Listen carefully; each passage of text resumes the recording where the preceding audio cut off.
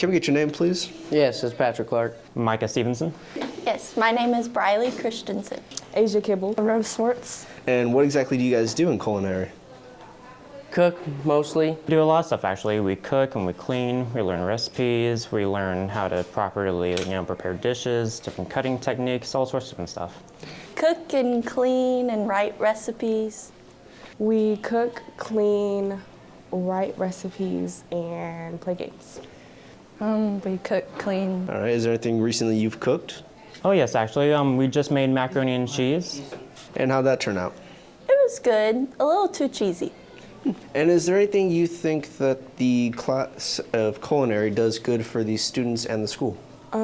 It helps you prepare for your culinary career if you want one, and it helps you learn how to do basic cooking. Well, it teaches you like cooking techniques and proper cleaning. Well, it actually benefits a lot, actually. It not only teaches you how to cook and the fundamentals of cooking, but also prepares you for, the culinary workforce and what to expect in the future.